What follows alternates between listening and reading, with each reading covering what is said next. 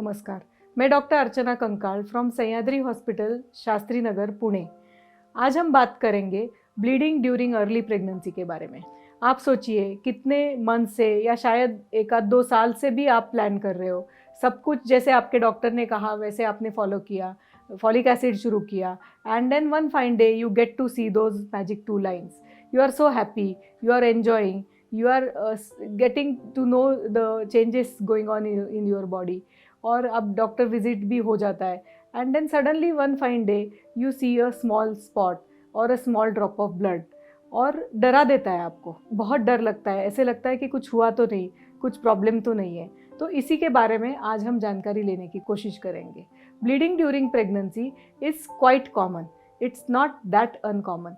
सो मैं परसेंटेज के बारे में अगर ऐसे बोलना ही है तो मैं बोलूँगी कि 10 to 20% females experience slight bleeding during first 3 months of pregnancy. तो स्लाइट ब्लीडिंग मतलब कैसा है? दिन में 1 या 2 बार छोटे से ड्रॉप दिखना, पेनलेस ब्लीडिंग होना, ये काफ़ी बार देखा जाता है।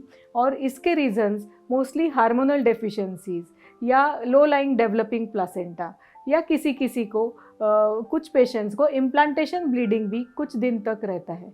तो ये ब्लीडिंग नॉर्मल ही माना जाता है। बट जब भी ऐसा कोई ब्लीडिंग हो तो आपको आपके डॉक्टर को कंसल्ट करना चाहिए। Doctor will advise you, check you, and आपको शायद सोनोग्राफी भी रिपीट करना पड़ेगा।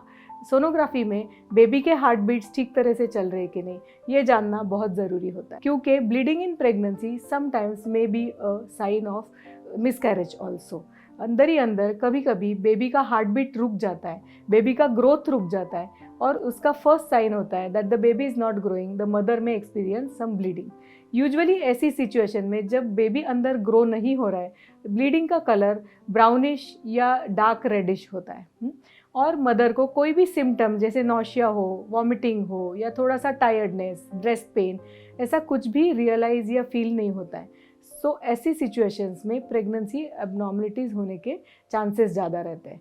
अपार्ट फ्रॉम दिस, अगर मदर को डेली नौशिया हो रहा है, कुछ ना कुछ प्रेगनेंसी सिम्टम्स हो रहे हैं, और सोनोग्राफी में हार्ट बीट्स भी अच्छी तरह से दिखाई दिया है, तो प्रॉपर सप्लीमेंटेशन और स्लाइट रेस्ट लेने से ये ब्लीडिंग हम टैकल कर सकते हैं। हमारे पास अनफॉर्चुनेटली ऐसा कोई डायरेक्ट मेडिसिन नहीं है कि जिससे हम ब्लीडिंग ना ही हो ऐसा कुछ करें, या ब्लीडिंग हो तो उसको तुरंत रोक दे, ये नहीं हम कर सकते। We can't achieve that. So ये हमारे हाथ में नहीं है, तो फिर हम क्या कर सकते हैं? हम सपोर्टिव ट्रीटमेंट दे सकते हैं। अगर प्रोजेस्टेरॉन डेफिशिएंसी स्लाइटली भी पॉसिबिलिटी है तो हम मेडिसिन देते हैं जिसमें ये प्रोजेस्टेरॉन हार्मोन रहता है, और उससे ब्लीडिंग रिड्यूस होने के चांसेस होते हैं, या फिर से ना हो, इसके लिए थोड़ा हेल्प मिल सकता है।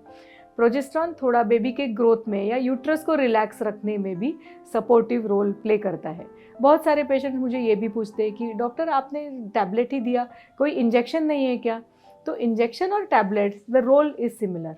बहुत ज़्यादा हाई डोसेस में प्रोजेस्टेरॉन देने से हम मिसकैरेज रोक सकते हैं, ऐसा कोई साइंटिफिक स्टडी नहीं है आज तक।